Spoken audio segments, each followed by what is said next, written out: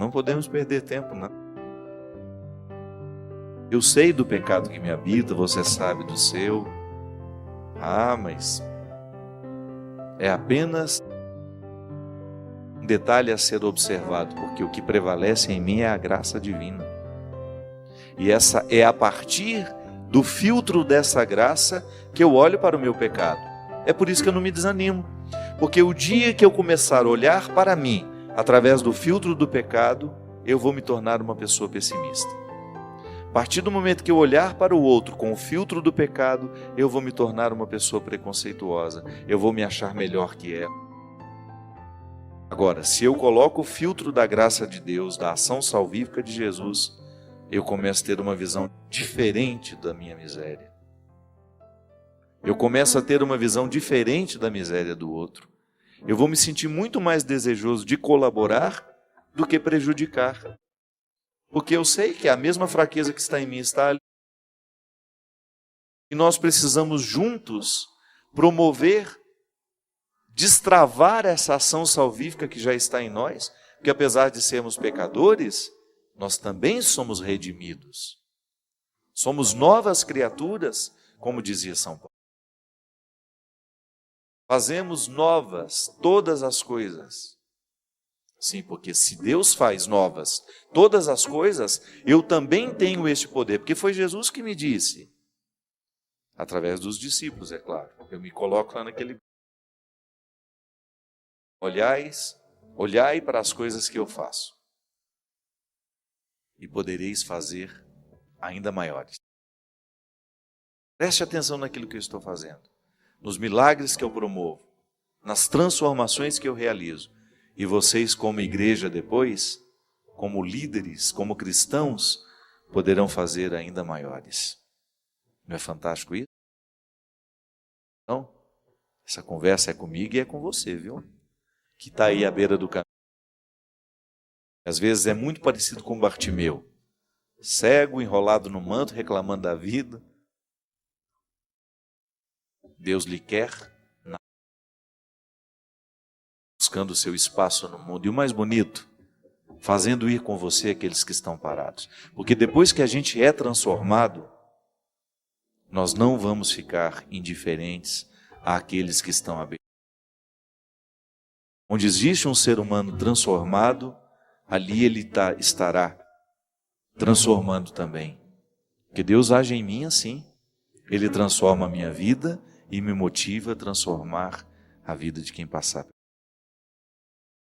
Se hoje você passou, eu tenho a graça de arrancar o manto com você.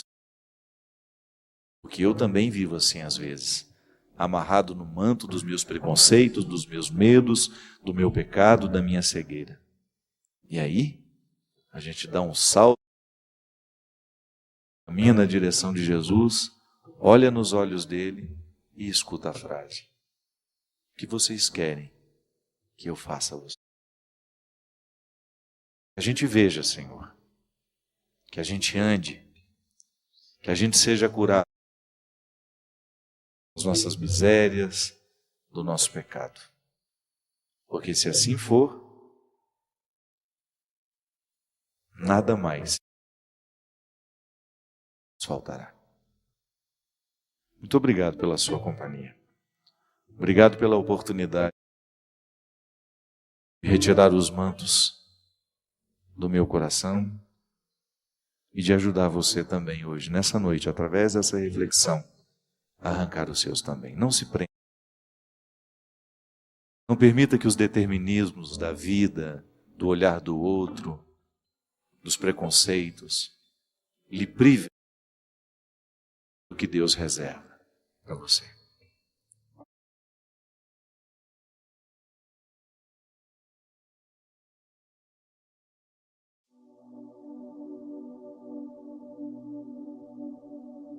A gente sabe que ninguém está livre das hipocrisias. É uma vigilância constante, não é verdade? Eu identifico as minhas, você identifica as suas. E é interessante que quanto mais a gente cresce na maturidade, maior é o nosso desejo de minimizar o poder da incoerência em nós. Eu falo de hipocrisia, eu estou falando das incoerências pessoais, que nós alimentamos dentro de nós e que protegemos com as carcaças das aparências. É sempre assim. Talvez por medos, né? Eu costumo dizer que a criança, ela é naturalmente sincera. A criança, ela tem uma facilidade muito, muito grande de ser coerente, de não ser hipócrita.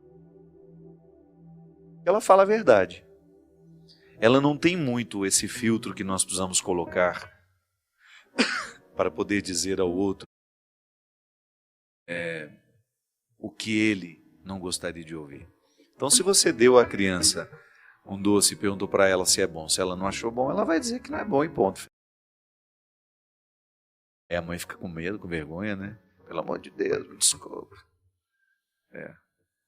Na verdade, à medida que a criança é sincera, ela está correspondendo àquilo que ela sabe sobre seus gostos, sobre a sua verdade pessoal. É claro que isso é mínimo numa criança. Qual que é o nível de autoconhecimento que uma criança tem? Quase nenhum. Mas ela consegue identificar que ela não gosta daquele doce. E ela fala que não gostou. Mas à medida que nós vamos educando as nossas crianças, elas vão alimentando a hipocrisia.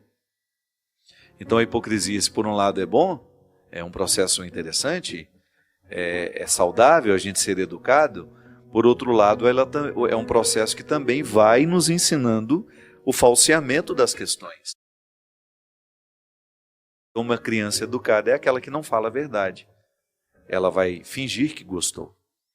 É claro que isso é socialmente aceito, e até a vida fica mais suportável à medida em que a gente é educado. Eu não preciso ficar dizendo tudo. Também faz parte da maturidade você chegar à conclusão de que você não tem que dizer tudo sobre tudo. Que você tem o direito de se reservar ao silêncio, de não emitir opiniões, de permanecer calado, né, até que você saiba ou tenha condições de falar alguma coisa. Mas o grande problema é quando nós nos acostumamos ao processo das hipocrisias. Quando a gente deixa de problematizar as nossas mentiras. Quando a gente se acostuma ao processo do falseamento. Aí sim a gente vai gerar um prejuízo terrível em nós. E a gente, se do ponto de vista humano isso já é um prejuízo, pior ainda é quando nós falamos do ponto de vista religioso. Porque a religião, ela nos permite muitas hipocrisias, proteções, né? Às vezes para me esconder de um pecado que eu cometo, eu me revisto de moralismo e vou fazer aquele discurso ufânico contra todas as realidades que lá no fundo eu pratico. E serei absolutamente intolerante com todo aquele que comete aquele pecado que lá no meu esconderijo eu cometo. Então eu vou gritar nas praças e eu vou ser absolutamente contra aquelas pessoas que estão praticando o que na minha solidão eu... É por isso que Jesus não teve nenhuma paciência com os hipócritas, com os religiosos dissimulados da sua época. E essa palavra de Jesus, que é extremamente dura, ela é também amorosa. Porque sempre que a gente tem a oportunidade de quebrar um processo de hipocrisia em nós, a gente se liberta. É tão interessante ser mais livre. É tão satisfatório você experimentar a leveza de não precisar cultivar a hipocrisia. De você ter um coração leve, porque já está devidamente reconciliado com aquilo que você tem de fraco em si mesmo, com aquelas indigências que você naturalmente precisa administrar, que é uma questão de sobrevivência. E aí você vai tendo mais controle sobre isso. Porque quanto mais você quer esconder uma realidade, mais ela te oprime. É como você querer esconder o barro na mão. Quanto mais você aperta para tentar esconder, mais ele vai vazar pelos dedos. As realidades psíquicas, emocionais que nos oprimem e que nos levam à hipocrisia, que nós não temos coragem de assumi-las, nós não temos coragem de trabalhá-las em nós, são como esse barro que a gente tenta apertar. É por isso que a gente precisa lidar diariamente com os nossos conflitos, colocá-los sobre a mesa, olhar sem medo. Aquilo que no nosso temperamento, no nosso jeito de ser, é causa de opressão, que depois gera a hipocrisia. A pessoa não fica hipócrita da noite para o dia. A hipocrisia é muitas vezes o resultado de um processo opressor. Então, às vezes você tem aquela pessoa moralista, fica tentando esconder o seu mundo de vergonhas. Aquela pessoa que faz um discurso bonito para os outros, mas vive feio quando está sozinho, vive feio quando está com as pessoas que convivem com ele, com ela. É aquela incoerência entre a vida vivida e a vida experimentada. Desculpe, na teoria, a prática da teoria. Hoje eu fiz um comentário sobre a Xuxa. Foi o primeiro lugar que eu tive a minha oportunidade de estar no meio secular. E só eu sei como ela me tratou com absoluto respeito. Ela foi ao meu camarim, conversou comigo, quis saber quem eu era, quis saber quem era minha mãe, os meus irmãos, enfim. E desde então, desde aquele primeiro programa, quando eu fui entrevistado, foi o primeiro programa secular na Globo que eu fiz, eu comecei a ficar muito próximo dela. E hoje eu estava comentando num post que eu escrevi sobre um mal-entendido que houve. Uma das coisas que eu mais admirei nela foi quando eu tive a oportunidade de ver a mulher, filha, mãe dentro de casa. E uma coisa é você. Todo mundo imagina que a vida da Xuxa é um mar de rosas, né? É igual você pega um artista que você admira de longe, você sempre vai idealizar a vida dele. Nossa, como será que ele... Que eu vi aquela criatura, mesmo tendo muitas pessoas para cuidarem da sua mãe acamada, dando banho na Dona Alda e cuidando, passando um dia inteiro ali dentro do hospital. Às vezes, quando a Dona Alda fica internada, a Xuxa fica internada também no hospital. Ela não sai de lá por nada. Ela acompanha tudo. E se for preciso, troca a fralda, faz isso. Não estou dizendo que ela não precisa fazer, não. Ela é a pessoa famosa que é. Não, todos nós temos essas obrigações. Eu estou dando o exemplo é que ela, naquele momento, ela não se prende a nenhuma hipocrisia, a nenhum papel. E foi isso que me fez admirar tanto e tê-la como uma amiga pessoal que fez muita diferença na minha vida e que me ensinou muito. Porque às vezes você vê uma pessoa famosa, toda caridosa e toda isso, toda aquilo, vai lá ver como é ela na intimidade. E essa foi a grande surpresa quando eu tive a oportunidade de vê-la de perto. Sua intimidade na sua casa, na relação com a sua filha, com sua mãe, com os funcionários que cuidam dela. Ali caiu por terra um monte de preconceitos que às vezes a gente vai alimentando. É disso que eu estou falando. Quando a gente é visto na nossa intimidade, ali está a nossa verdade pessoal. É ali que nós precisamos identificar quais são as hipocrisias que nos privam de ser a gente mesmo. Jesus foi muito duro porque ele sabia que sempre que nós alimentamos um contexto de hipocrisia, nós ficamos apartados da possibilidade de ser quem somos. De identificar a nossa verdade pessoal. Porque nada pode ser... Gente, não pode haver um prejuízo maior do que esse. Eu viver representando um papel que eu não sou. Eu perder a minha vida com as caricaturas que eu resolvi fazer para mim mesmo. Não existe. Isso não é justo. Não é justo com tudo aquilo que Deus me deu, com tudo aquilo que Deus me reservou. Não é justo com tudo aquilo que Deus lhe deu, com tudo aquilo que Ele havia lhe reservado. Essa vida precisa ser vivida na verdade. É buscar recrutar diariamente aquilo que a gente pode contar para o outro, sabe? E buscar diariamente isso. É muito desagradável, é muito desconfortável a gente identificar que o tratamento que a gente oferece às pessoas não é aquele que a gente recomenda. Porque para mim o pecado pior é esse. Eu sei que durante muito tempo nós reduzimos a nossa reflexão ao pecado da sexualidade, disso, daquilo, das questões morais, mas para mim isso é fundamental. Um pecado grave que nós cometemos diariamente é quando nós não somos capazes de amar as pessoas que estão ao nosso lado.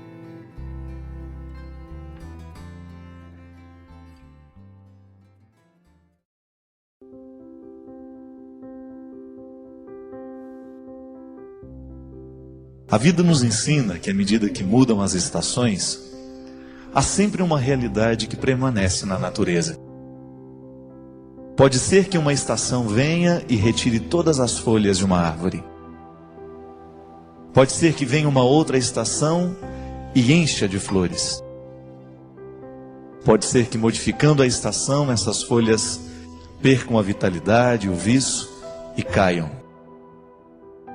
Mas uma coisa é certa: a raiz permanece em qualquer que seja a estação. Há na planta um sustento que a faz permanecer viva, mesmo quando tudo está contrário a ela. A sabedoria vegetal que nos ensina que em tempos de inverno é necessário que toda a seiva que está dispersa nas folhas e nas flores venha repousar na raiz. Você passa pela vida o tempo todo fazendo essa experiência. Pode ser que em alguns momentos da sua vida, algumas pessoas tenham sido vitais, estiveram muito vivas na sua história naquele tempo. Mas de repente o tempo foi passando, a estação foi modificando, e aquela pessoa deixou de fazer parte da sua história, deixou de fazer parte da sua vida. Mas você pode identificar que ao longo da sua vida, apesar de terem passado inúmeras estações por você, existem algumas que ficaram. A essas pessoas, nós podemos chamá-las de raízes. São pessoas que, mesmo com as mudanças do tempo, mesmo com as mudanças das estações, elas continuam lá. Arvorear é a gente plantar árvores, é a gente crescer como árvores, é a gente se unir como árvores, é a licença poética. É o significado que vai além da palavra. E todos nós precisamos de passar pela experiência constante de arvorear também. De lançar raízes na vida de alguém. E de permitir que outras pessoas também lancem raízes na terra da nossa história. Porque o que nos segura na vida, minha gente, e o que nos faz dar conta de tudo isso que a gente tem que viver todos os dias, são aquelas raízes que a gente olha e que a gente pode contar com elas. São aquelas pessoas que permanecem mesmo quando mudam as estações. Como disse aqui, tantas pessoas passaram pela sua vida e na estação da alegria estavam todas lá. Mas de repente, quando chegou o tempo da dificuldade, foi embora todo mundo. São as realidades que são passageiras, são as pessoas que são passageiras. Mas nós não sobrevivemos de passagens. O ser humano, cada vez mais, ele tem necessidade de realidades que sejam definitivas. De realidades que a gente sabe que permanecerão. Pode até haver mudança, mas elas não vão nos abandonar. Pode até que alguma coisa modifique, mas aquela raiz permanecerá ali. Mesmo porque a gente só pode ser feliz à medida em que nós somos árvores que estão plantadas com raízes fecundas. Essa semana estava passando à beira de uma estrada e comentei com um amigo que estava do lado que acho muito interessante como os bambus crescem. Você nunca vê um bambu solitário, não é verdade? Porque ele sabe que ele não sobrevive às ventanias. Se ele quiser permanecer de pé, ele tem que crescer junto com outros. Porque quando vem o vento forte, eles todos formam uma proteção. Eles ficam fortes juntos. Se você sopra um vento pesado em cima de um único bambu, ele vai tombar, ele vai morrer. Ele vai quebrar, ele vai ceder. Mas se ele está junto de outros, se ele faz aquela moita, se ele faz aquele grande conjunto, ele não vai ser quebrado. Porque eles vão obedecer o movimento do vento, mas não vão ceder para fazer com que a morte seja definitiva. Eles não vão permitir que a morte seja definitiva. Um vai ajudar o outro a permanecer de pé. Na vida é assim, minha gente. Nós vamos saber ficar de pé à medida em que nós estivermos arvoreados, plantados juntos, porque a beleza da vida está aqui. Tanto as alegrias quanto as tristezas, elas só podem ser vividas à medida que nós temos alguém para conjugar o verbo conosco. Caso contrário, a vida se torna insuportável. Tente viver uma tristeza sozinho para você ver. Vai ficar insuportável. Tente viver uma alegria sozinho. Não vai ter tanto gosto. Nós precisamos para dividir. Seja na alegria, seja na tristeza, nós precisamos de alguém do nosso lado. Alguém que nos ajude a entender o que está acontecendo. E esse é o belo significado cristão de amar e ser amado. É você estar plantado junto para ajudar no vento do outro, ele permanecer de pé. É você estar plantado junto para que no momento que o vento for contrário a você, ele que está ao seu lado lhe ajude a permanecer de pé. Esse programa, ele quer ser para você hoje, quem sabe, uma pequena árvore plantada ao seu lado. Para que a nossa palavra, a nossa música, a nossa reflexão, quem sabe hoje, possa representar alguém que realmente esteja do seu lado, alguém que de fato esteja plantado como raiz, para lhe dar a segurança que talvez hoje você esteja necessitando. E quem sabe, divulgando essa música, essa mística que a música nos traz, nós possamos arvorear o mundo. E amanhã a gente possa se plantar em outras vidas. E amanhã a gente possa permitir que outras vidas se plantem em nós. Para que juntos possamos formar uma grande floresta de amigos.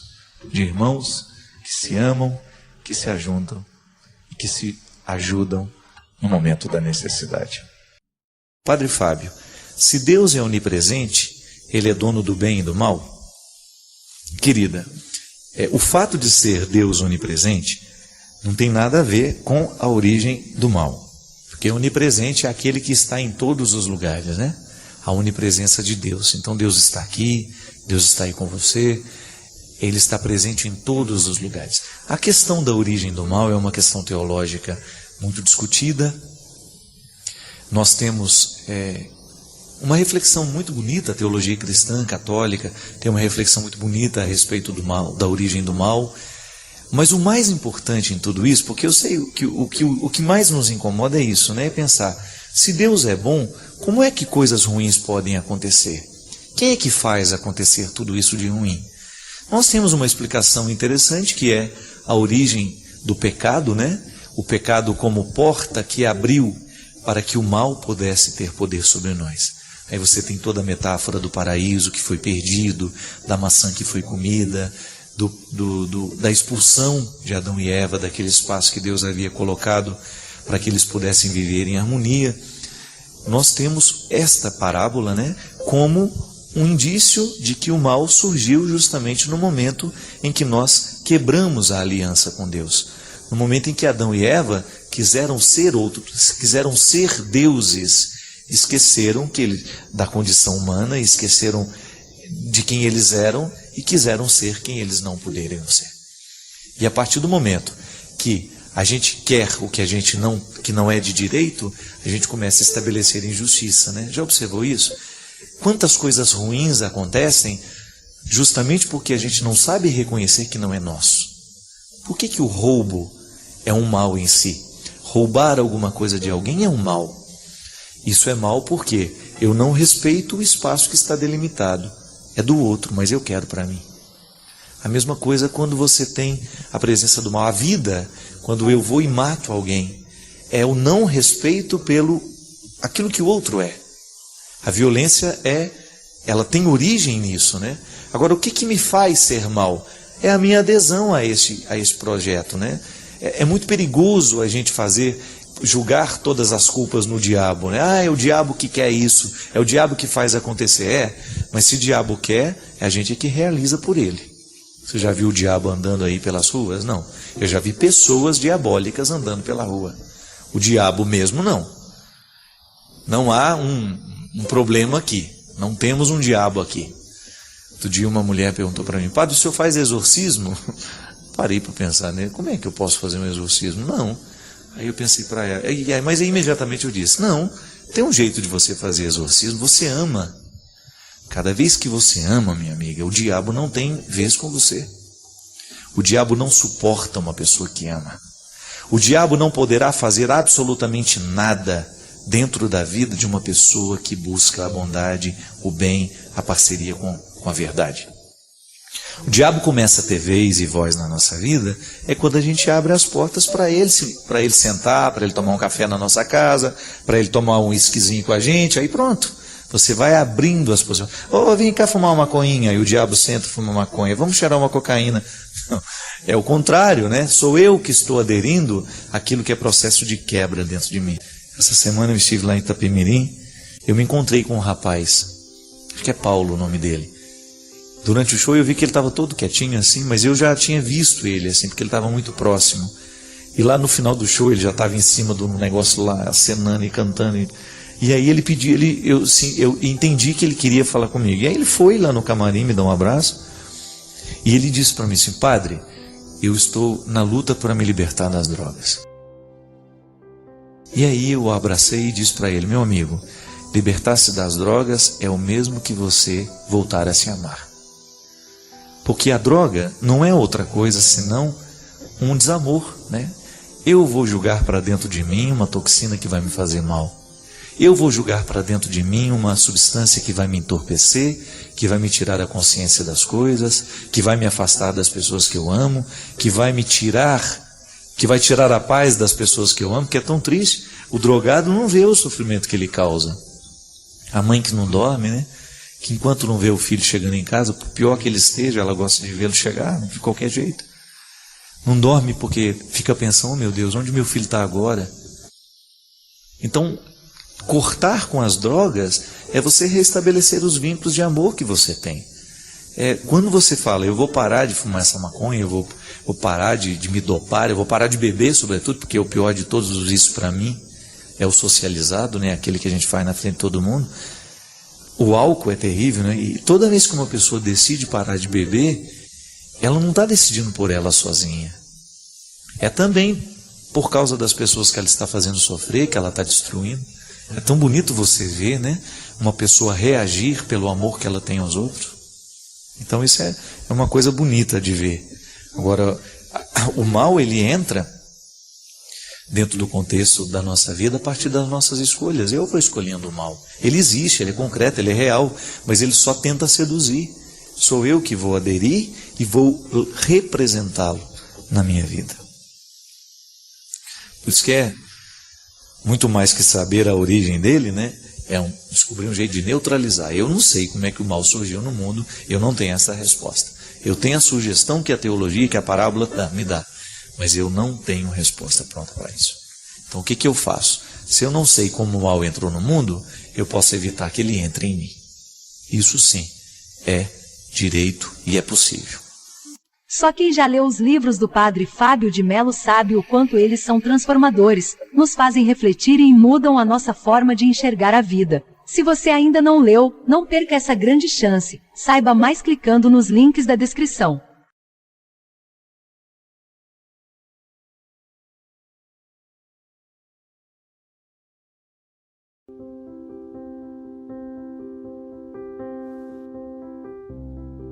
A Josi me fala assim que durante 6 anos ela manteve um relacionamento com um rapaz e depois, já quase se preparando para o casamento, ela descobriu que esse rapaz era um cafajeste. Ela usa esse termo aqui. Padre, ele tinha muitas outras mulheres e mesmo estando de casamento marcado comigo, continuava encontrando-se com elas. Foi uma grande decepção. Terminei o meu namoro, mas desde então não tenho conseguido me libertar desse amor que tanto me fez mal. Já se passaram quase 2 anos e eu ainda continuo presa da mesma maneira quando o conheci, já que sempre disse que foi amor à primeira vista o que por ele senti. Padre, como fazer para poder me livrar de todas as consequências ruins que ele deixou em mim e seguir a minha vida com a possibilidade de encontrar uma outra pessoa e refazer com ela a minha vida? É estranho isso, né? Às vezes a pessoa faz uma experiência desastrosa ao lado de alguém, mesmo porque você, Josi, construiu com esse rapaz muitos sonhos. Se você namorou com ele 6 anos e já estava se preparando para casar e de repente descobriu que ele não era a pessoa que você achava ser, o que na verdade hoje você tem é um conflito de colocá-lo no verdadeiro lugar. De quem você sente saudade, né? Qual é a pessoa que hoje faz falta na sua vida?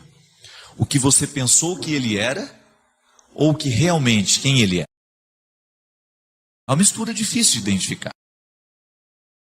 Mas às vezes a grande dificuldade de desvincular da experiência passada e prosseguir a vida é a manutenção da ilusão. Você sente muito mais falta da pessoa que você julgava existir do que realmente existia. Isso faz parte do amor platônico, né, romântico. Quando você idealiza o outro de acordo com o seu desejo, e o outro, sem perceber, ou até mesmo percebendo, começa a vestir as amarras que você está colocando nele. É estranho isso, mas às vezes o erro nem é do outro. O erro é nosso que não quer enxergar. Pode ser que ele já tivesse lhe dado muitos indícios de que ele não era aquela pessoa tão honesta e tão apaixonado por você como ele parecia ser, se ele já tinha tantas mulheres e você descobriu que durante todo esse tempo ele já lhe traía. Ele acabava cumprindo um papel que eu não sei qual foi o grau de responsabilidade que você teve nesse momento. Porque às vezes nós criamos para o outro amarras que nascem das nossas projeções. Eu quero que você... E você começa a dizer isso. Você é tão fiel, eu sou tão apaixonado por você, você é tão especial, você é tão... Que o outro sabe que não é isso, mas começa a viver um papel como se fosse. Diferente de você ir devagar. Essa história de amor à primeira vista é muito perigoso. O amor ele tem que ser processual. Porque quando você fala que se apaixonou e que foi amor à primeira vista, você corre o risco de estar apaixonado não pelo que o outro é, mas por aquilo que você gostaria que ele fosse. Quantas pessoas, minha gente, eu já vi vivendo essa prisão. Eu não sou o que ela gostaria que eu fosse, mas ela quer tanto que eu seja que eu estou fazendo esforço para ser. Aí dura aí uns 2, 3, 4 anos até que todas as máscaras caem por terra. O verdadeiro amor é aquele que vai sendo descoberto à medida em que defeitos e qualidades são colocados à mesa. É uma crueza isso. É difícil? É. Mas conto de fadas, definitivamente nunca vi. Essa história de amor romântico, perfeito, onde o outro é tudo aquilo que eu imaginava ser, não. Dê tempo ao tempo, vá devagar com o andor, porque o santo é de barro, viu? Vá devagar com o andor, porque o namorado que você tem aí é de barro, é frágil. Vá devagar com o andor, porque a sua namorada é frágil, a sua esposa é frágil. Ela tem muitos defeitos que você precisa conhecer. Até você ter o direito de eleger. Ele falou, não, conheço seus defeitos, conheço suas qualidades e quero viver o desafio de fazer isso dar certo. As prisões afetivas nascem das nossas expectativas. Então, muitas vezes, nós aprisionamos o outro nas nossas expectativas. E por que depois a gente não consegue se livrar? Porque você também não consegue livrar-se da ilusão que você criou para ele. Sabe como é que uma pessoa se recupera disso? Quando ela tem coragem de reconhecer, eu não perdi tanto assim. Porque, na verdade, a pessoa que eu achava que eu amava nunca existiu. Ela foi uma projeção minha. E é engraçado, minha gente, que quando a pessoa consegue fazer essa reflexão, ela se liberta, como se fosse tirado uma infecção que antes estava matando. Outro dia atendi uma pessoa assim, muito rapidamente, ela me contou que o casamento tinha se desfeito. Eu não sou a favor de desfazer casamento, viu? Não me compreenda errado. Acho que tem que fazer de tudo para dar certo. Mas ela me falava assim, eu sabia da vida que ela vivia, das inúmeras traições, das mentiras o tempo todo que ele contava para ela e do tanto que ela sofria com aquilo. Aí um dia ela sofreu, ela me procurou e chorando muito falou assim, ele me abandonou e agora foi embora de vez. Aí eu perguntei para ela, mas por por que você está sofrendo tanto se você sabia que ele já tinha te abandonado há muito tempo? Ele te abandonou desde o primeiro momento em que ele assumiu uma outra mulher na vida dele e tinha uma vida dupla. Todo mundo sabia dessa vida dupla. Ele te abandonou há muito tempo, há 20, 30 anos atrás, eu não sei quando foi que começou essa história de traição, e você não teve coragem de, naquele momento, colocar-se como uma esposa deve colocar no momento que sabe da traição do marido. Com autoridade. Eu não sou um objeto para você usar, eu não sou um objeto para você brincar, e a fidelidade é, sem conversa, uma obrigação de todo mundo que fez uma vida a dois. É respeito, é amor. A demonstração do amor passa pela fidelidade. Aí ela me olhou assim assustada e falou: você não perdeu nada, porque você já perdeu há muito tempo. O que você fazia era velar o marido dentro da sala da sua casa que já tinha morrido há muito tempo. É velório que não acaba, é velório que não termina. Então pare de achar que você perdeu tanto e comece a descobrir que na verdade você já perdeu há muito tempo. E você já deveria ter tido maturidade para entender aquela perda naquele momento e parar de permitir que o sofrimento te acometesse tanto e provocasse tanta ferida que está te matando aos poucos. Minha gente, quando nós não nos livramos desses fardos, nós somos capazes de nos boicotar, de causar uma morte antecipada. Porque a pessoa vai perdendo a vontade de viver, ela vai perdendo a capacidade de sonhar, ela vai perdendo a capacidade de ser feliz. Por quê? Porque um dia se amarrou numa ilusão e permitiu que aquela ilusão tornasse o centro de sua vida. Agora, ela não queria ver isso. Questão de maturidade. Não tem um jeito pior de perder do que fingir que não está perdendo. É a pior maneira de perder. É quando você finge que não está perdendo. É quando você passa de mão de tinta numa parede que já está podre. Não foi Jesus que falava que de nada adiantar caiar as sepulturas? Elas continuam escondendo cadáveres. De nada adianta você passar uma tinta no túmulo. Lá por dentro existe podridão. E na nossa vida não dá para fazer um processo contrário. Diferente disso. Eu não tenho o direito de passar uma de mão de tinta numa realidade que já está podre. Eu tenho que ter coragem de mexer sim naquela ferida e tentar resolver, ainda que aquilo seja o fim de um relacionamento. Namoro, sobretudo. Namoro, minha gente, foi feito para terminar. Se não termina o namoro no momento certo, vai terminar o casamento depois, e é muito pior. Porque casamento já envolve uma terceira pessoa, já envolve um filho, já envolve um sacramento. Então não tenha medo de terminar o seu namoro se você descobre que ali você está vivendo uma ilusão. Ou que o outro está fazendo de você um território da sua ilusão. Ninguém tem a obrigação de ser para o outro uma ilusão.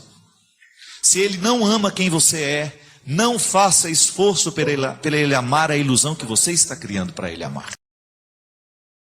Isso é uma prisão terrível. E aqui vale aquele discurso assim: antes só do que mal acompanhado. E de nada vale você ter alguém do seu lado que não ama quem você é, mas ama quem ele gostaria que você fosse. E é por isso que muitas vezes você vê aquela pessoa patinando num relacionamento, num namoro, que é autodestrutivo, que machuca, que estraga, que é infiel, que é, às vezes até com agressão física. Eu já encontrei namorados que já vivem agressões físicas e não tem coragem de ter: ai, não sei que coisa da minha vida sem ele. Então tá bom, vai ver o que vai ser a sua vida com ele.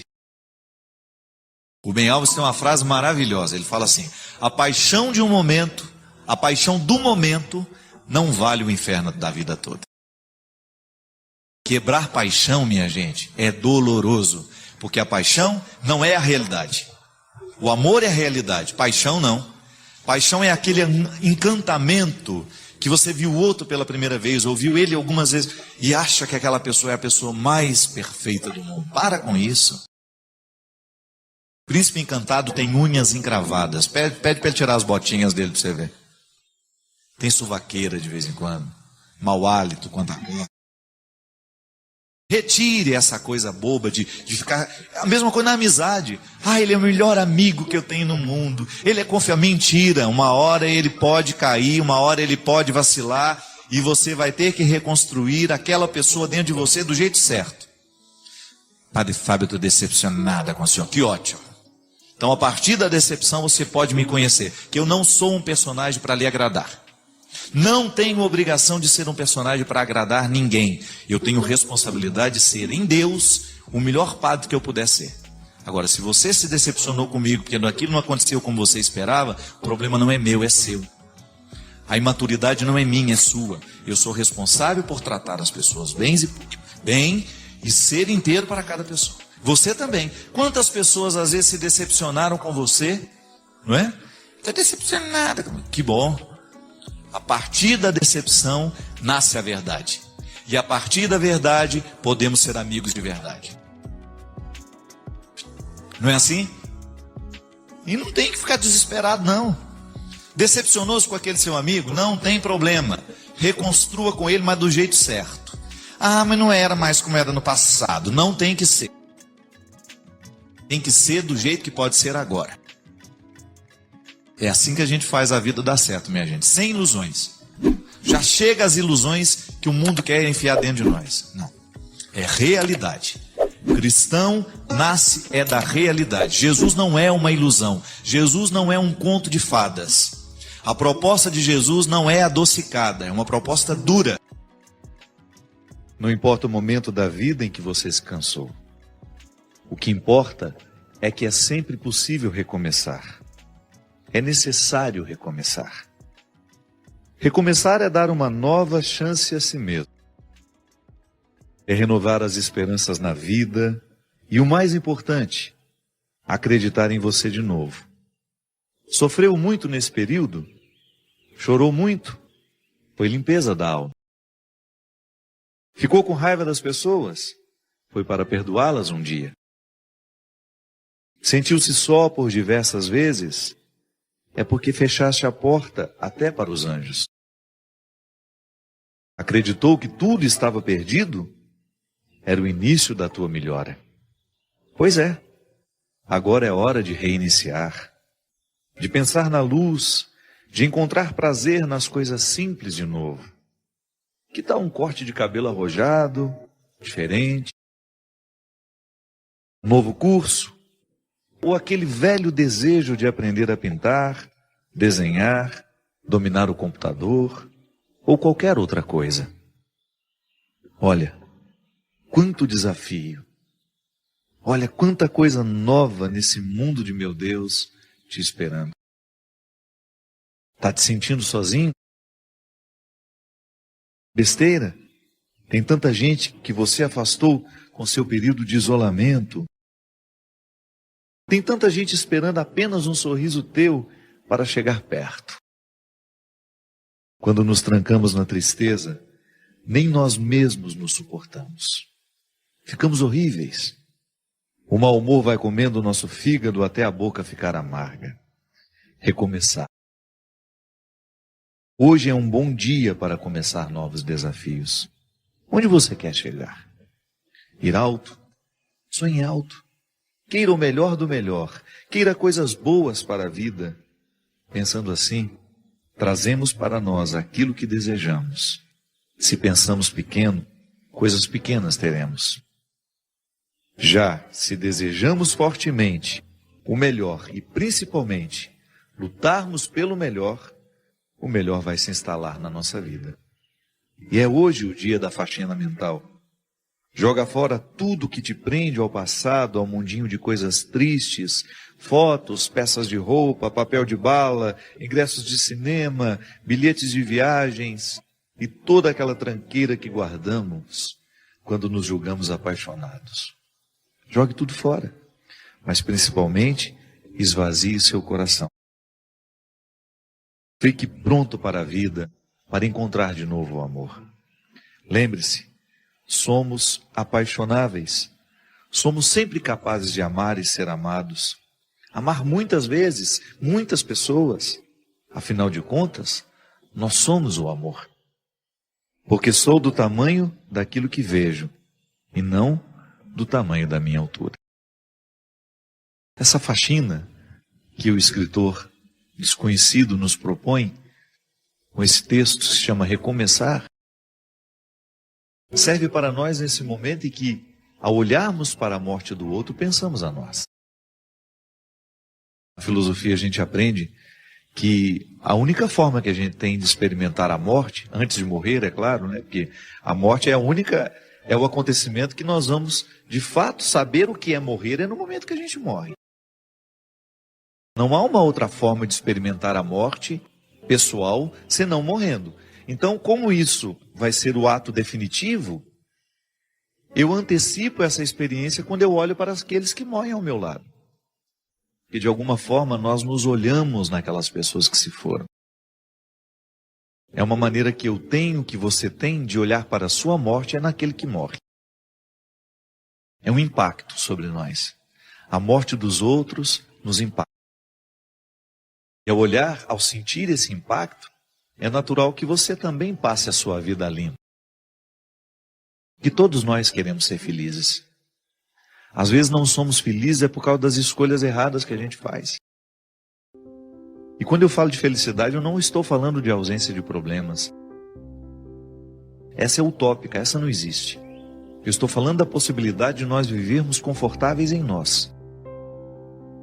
De você olhar para a vida que você está vivendo e você ficar satisfeito com o resultado que você está tendo. Isso é possível. A nossa vocação é essa. Não é ter uma vida extraordinária.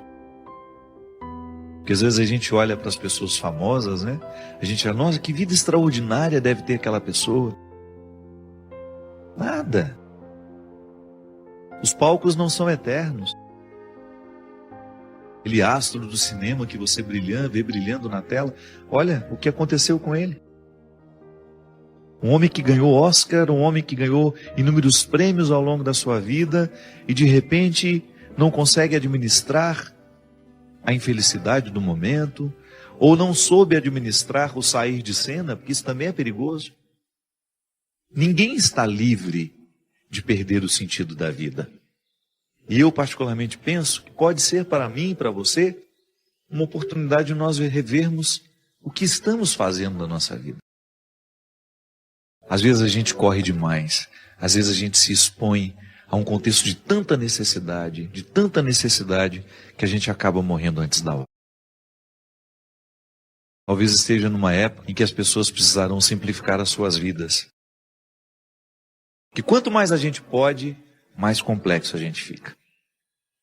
E quando somos muito complexos, a gente se perde no contexto das escolhas, a gente tem dificuldade de encontrar o que é essencial. Porque aquele que pode muito, ele corre o sério risco de não escolher o que ele realmente precisa.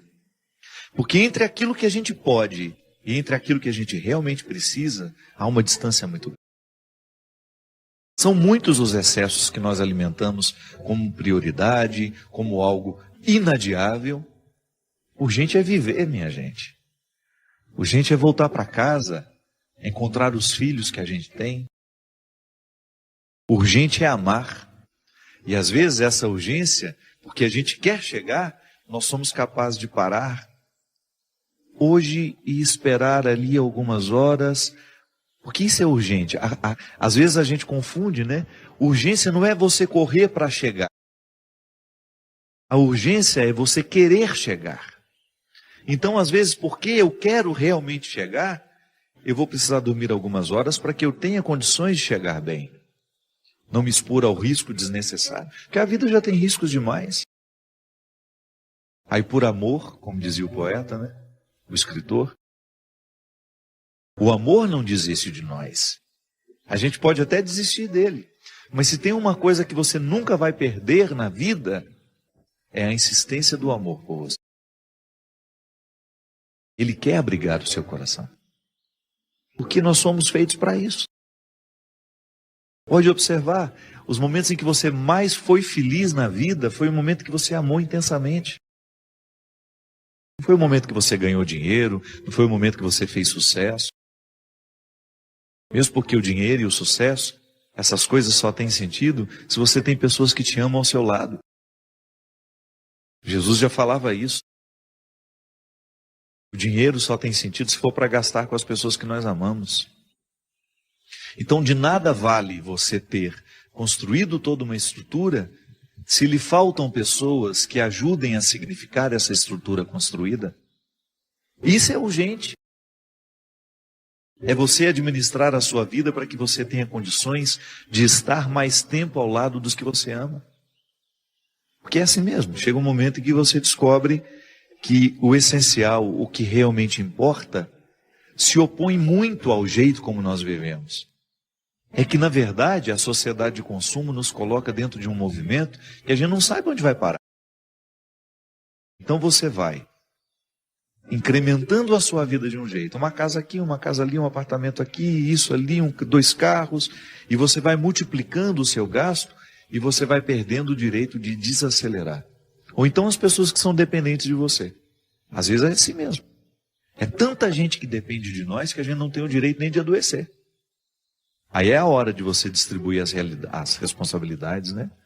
Olha, o bem-sucedido, né, de uma casa, você corre o risco de viver a vida inteira sendo aquele que vai suprir as necessidades de todos. Porque todo mundo olha para ele como se ele tivesse a obrigação de dar conta da vida financeira de todo mundo dentro daquela casa. Volto a dizer, tem de fazer a gente pensar na qualidade de vida que nós estamos tendo. Não dá para desperdiçar a vida assim mesmo. Às vezes falta a oportunidade do desacelerar, de nos colocar ao lado das pessoas que nós amamos. Eu não me canso de pensar sobre isso, minha gente. O melhor lugar do mundo é um só. É aquele que nos dá a oportunidade de estarmos ao lado das pessoas que nós amamos.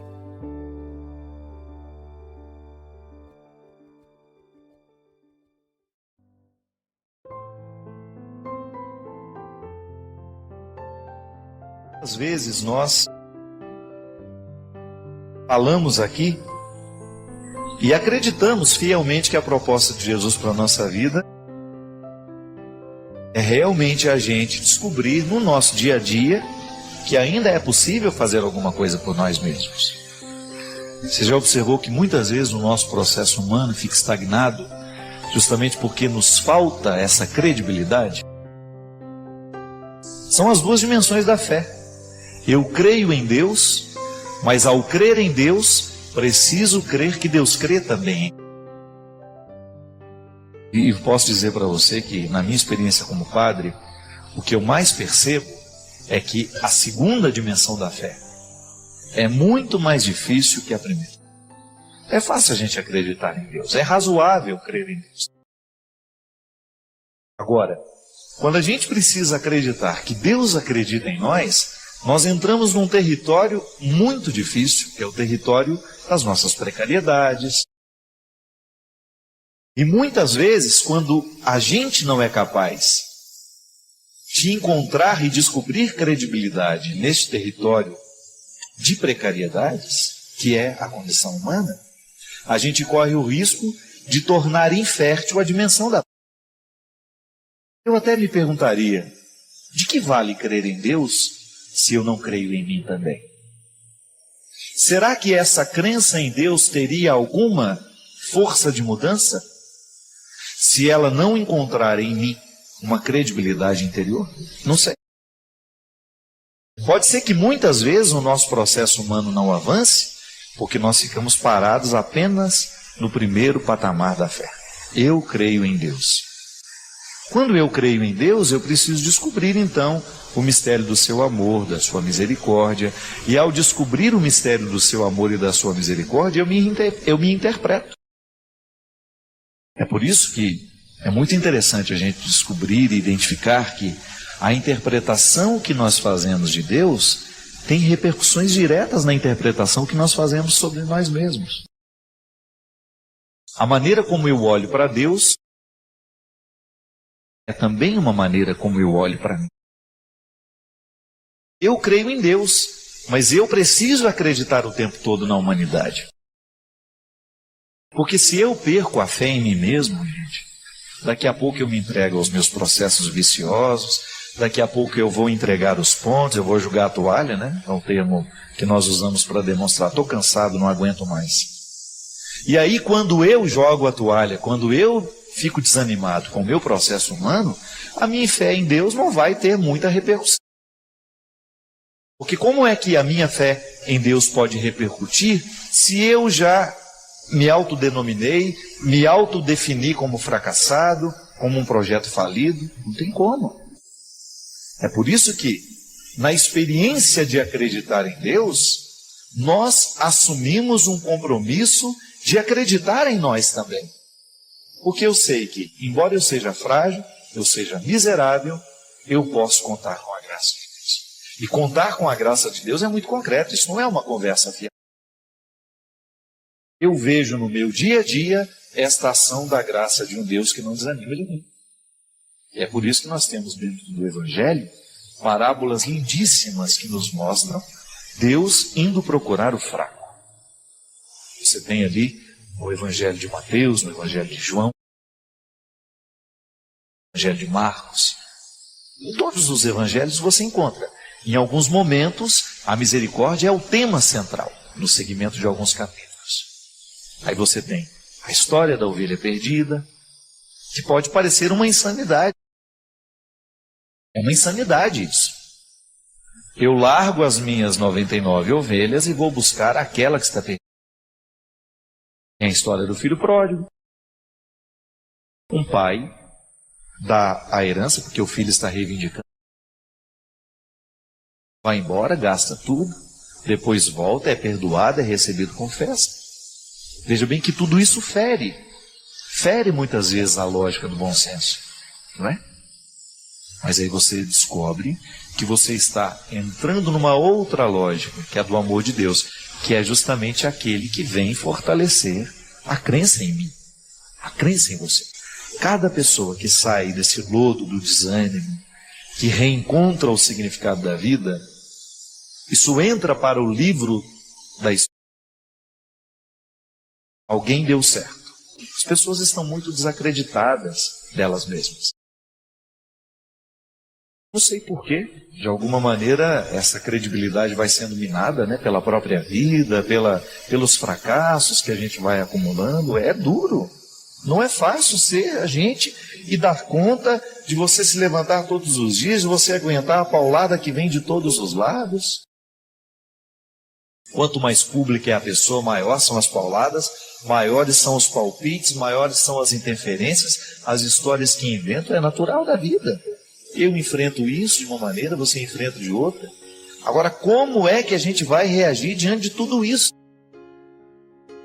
Eu tenho consciência disso.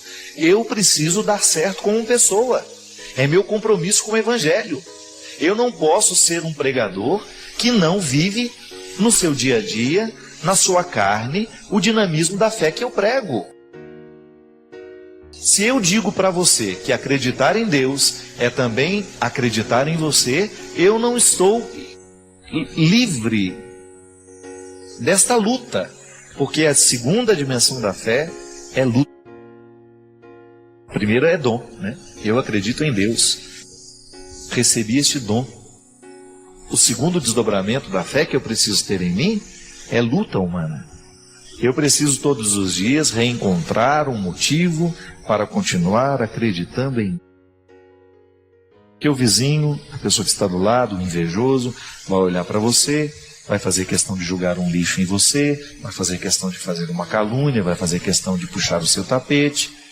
E aí é a hora de você. A vida vai te dar tombos naturais. As coisas não acontecem do jeito que a gente quer. E aí? Como é que nós vamos reagir diante de tudo isso? Como é que eu vou agora me posicionar diante de uma vida que nem sempre eu escolhi? Porque às vezes a vida é assim. É fruto da minha escolha, mas de vez em quando também chove no meu quintal uma chuva que eu não pedi. E aí eu preciso dar conta. É o meu posicionamento. E agora, como é que eu vou me posicionar diante disso? E aqui nós temos duas possibilidades. Parece que não existe uma terceira.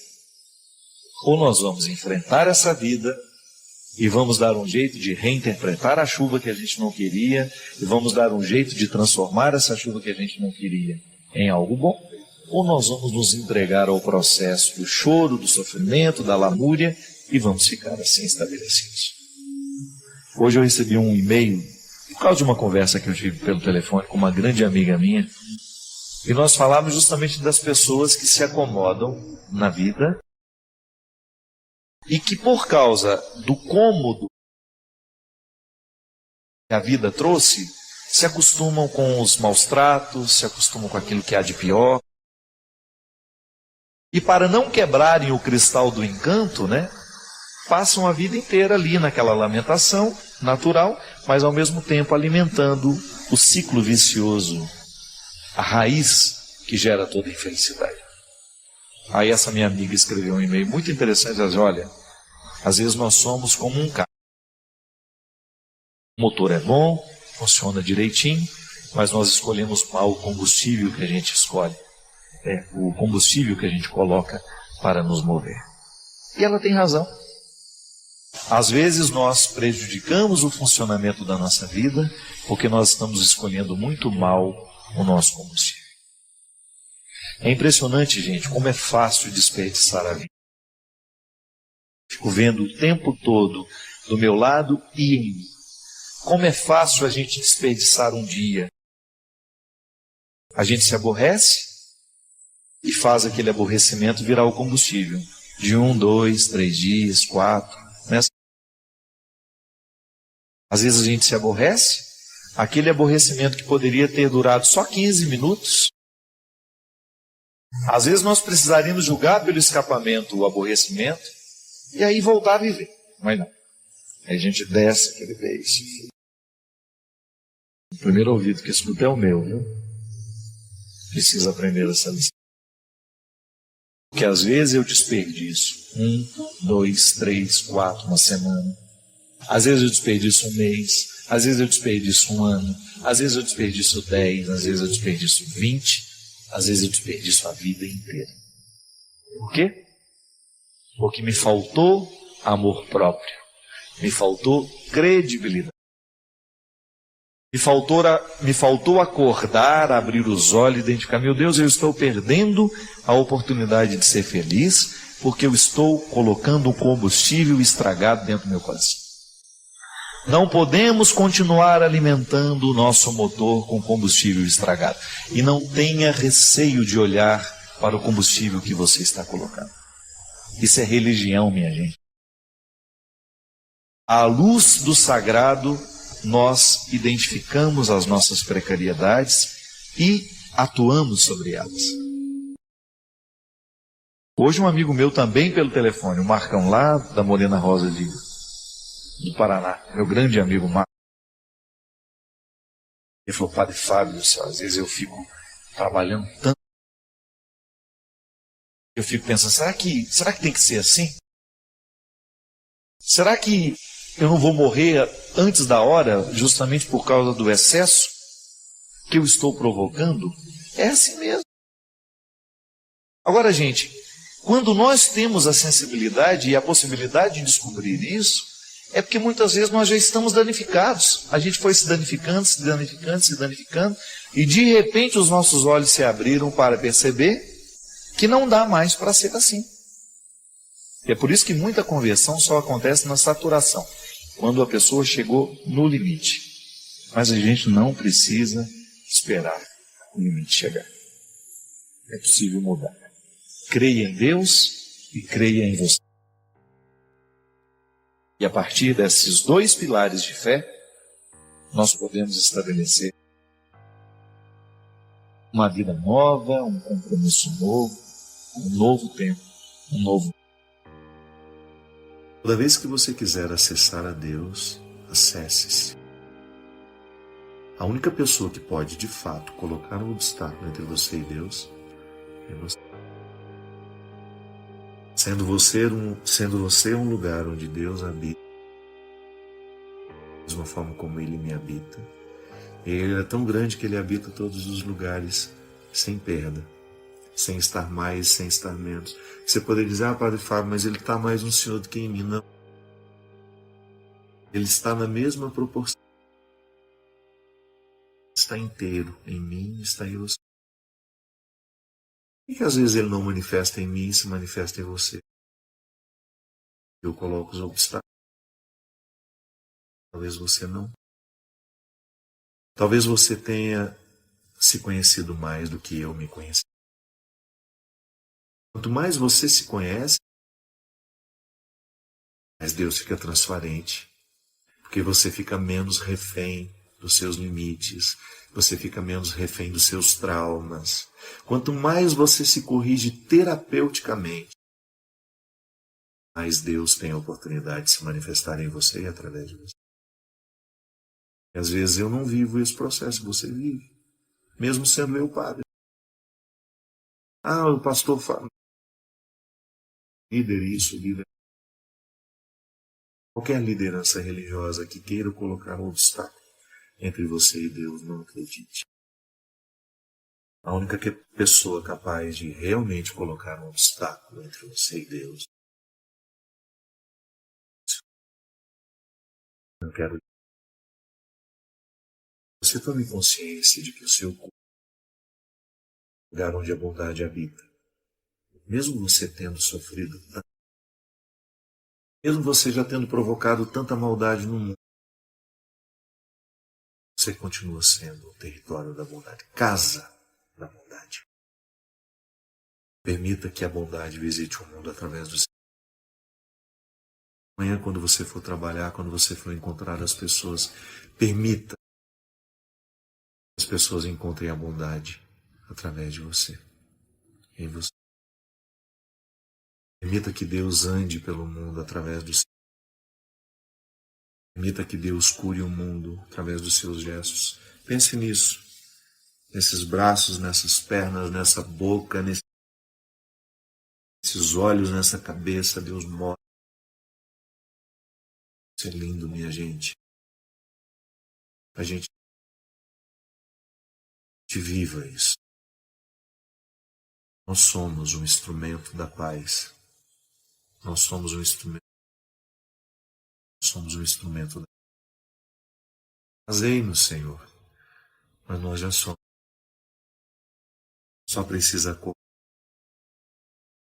cooperação que está em mim, que está em você. Volto a dizer. Sempre que você for visitado, visitada pelo pessimismo, de achar que Deus prefere o outro, prefere estar no outro, a estar em você.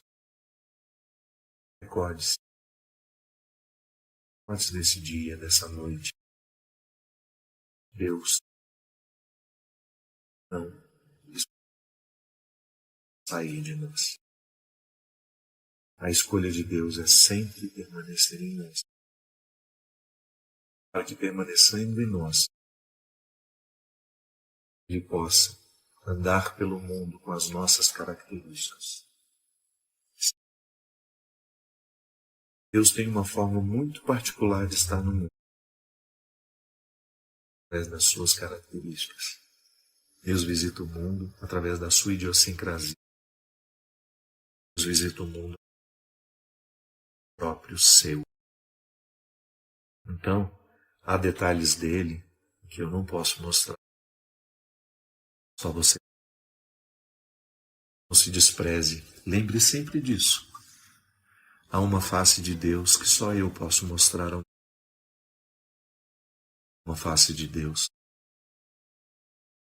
que só você pode revelar. Não perca essa. Deus Todo-Poderoso, derrame sobre os nossos corações, sobre as nossas vidas, sua bênção. Pai, Filho e Espírito Santo. Obrigado pela companhia, obrigado por uma próxima oportunidade. O sentimento nem sempre é verdadeiro, a gente precisa tomar muito cuidado. Nem tudo que a gente sente é verdade. Pode parecer estranho isso, né? Quando nós muitas vezes sofremos essa tristeza temporária e você sabe que a decisão foi boa, mas o sofrimento agora não é bom, você precisa pensar no bem da decisão e no bem que essa decisão lhe trará. Aí você começa a administrar melhor o momento presente. Às vezes a gente volta atrás é porque a gente não está com tolerância de enfrentar a dificuldade do momento presente. Às vezes a gente sabe que precisava ter feito, faz, mas aí volta atrás porque você não aguenta a ausência, a saudade. Aí você precisa enxergar o bem maior, né? Você precisa focar a sua atenção, colocar a sua atenção no bem que você quis no momento que você decidiu. E se descobre, gente, que o relacionamento não faz bem, não tem como você ficar alimentando isso, sobretudo o namoro. Às vezes as pessoas estendem um sofrimento durante tanto tempo, né? Justamente pela falta de coragem de dizer não e de parar com o relacionamento. O casamento já é diferente, né? Já exige muito mais, porque é um compromisso que você assumiu, é uma família que você construiu. Você não se joga um casamento para o ar assim, com facilidade. Pelo amor de Deus, é preciso ter muita cautela, muito critério para decidir até mesmo pelo processo de separação, que às vezes é o caminho mais fácil, mas nem sempre é o mais indicado, né? Separar, você resolve o seu problema, resolve o dele, mas e aí? Será que foi o mais honesto? Será que não vale o empenho, uma luta para a gente poder superar o momento presente? Às vezes o casamento, gente, ele quebra justamente no momento em que existe a indisposição momentânea e vocês acreditam na indisposição momentânea. Acham que ela é para a vida inteira. E não é, às vezes é só um momento de passagem. E muito casamento termina também justamente por causa dessa visão romântica. Nós nunca vamos ter problema. Não. E não é porque existiu uma traição, um problema, que esse casamento tem que acabar. Não é. Nós podemos muito bem reconstruir a relação. E quantos casais conseguiram reconstruir a sua relação e viveram bem e vivem bem, às vezes até melhor do que antes. A gente só sabe que ama mesmo depois que precisou perdoar 1000 vezes, né? Quando você não retira o outro da sua vida com facilidade. Tenta, lute. Eu acho que existe um valor que precisa brilhar mais do que o nosso ódio. A aliança do dedo, ela já é de ouro, é para isso, né? É para mostrar que ela é um valor. Ela brilha, o ouro tem brilho. Mas essa aliança vai ficando apagadinha se você não dá o lustre todos os dias. Se você não faz ali de vez em quando a limpeza do ouro, ele vai ficando opaco, ele vai ficando sem brilho. O casamento, os relacionamentos humanos precisam deste brilho, deste empenho todos os dias. Porque senão a gente deixa de ser um para o outro. Aí a gente vai se separar, porque a gente não vai ter mais o encanto que tinha antes. O encanto, se não é renovado, também ele acaba. E esse compromisso, para durar no tempo, ele precisa passar pela experiência do cuidado. Como nós dizemos aqui, se lança a semente, mas não cuida no processo do cultivo, ela vai morrer e a gente não vai chegar. Afetivo dentro de nós, gente, porque nós não somos capazes de julgar os restos dos lixos que o outro deixou em nós. São 20 anos alimentando ódios, 20 anos alimentando traição, pelo amor de Deus. Se o outro te traiu, expulse o poder dessa traição dentro de você, porque o grande problema da mulher traída é ela começar a se depreciar. Você começa a se achar feia, você começa a se achar pouco atraente. Pelo amor de Deus, é o contrário. Erga sua cabeça. Aconteceu uma traição, o mundo não acabou. Para de ficar lamentando leite derramado, não adianta. A melhor forma que você tem de vingar de um marido traidor, não é traindo ele não, é você ficando melhor do que você já era. Se você continuar resguardando este ódio de traição, esse sentimento de ter sido jogado fora, para com isso. Lava essa cara, levanta essa cabeça. Porque todo mundo que anda curvado costuma ficar corcunda com o tempo. Não queremos vítimas, nós queremos gente que saiba encarar. Fui traída, padre. Encarei a traição no meu casamento, mas eu não me traí. Quem me traiu foi ele. Eu não permiti que a traição virasse minha. Não. Isso você não tem o direito. Não tem o direito. Quantos sofrimentos afetivos, gente, porque a gente foi desprezado, o outro não nos quer mais. Tá certo, o outro não me quer, mas eu tenho que me querer. Se eu não me quero, não existe mais solução para mim. Quantas pessoas chegam sofrendo diante de mim: Padre, eu não sei mais o que eu faço na minha vida, fui abandonado, meu namorado me largou, fez isso, fez aquilo. Pronto, e agora? Eu não posso mudar a sua vida, eu não tenho como fazer o seu namorado gostar de você, mas pelo amor de Deus, goste de você primeiro. Não permita que esse sofrimento seja agora um muro caído sobre você. A sua vida continua do mesmo jeito, a traição continua do mesmo jeito, você não tem como eliminar isso da sua vida, mas você tem como modificar essa chaga. Você neutraliza o poder do traidor dentro de você, você neutraliza o poder do desprezo dentro de você. Muitas chagas afetivas que nós temos, elas são alimentadas justamente com o ódio que a gente faz questão de fazer. Como se nós apertássemos uma ferida e não permitíssemos que ela cicatrizasse. Chega.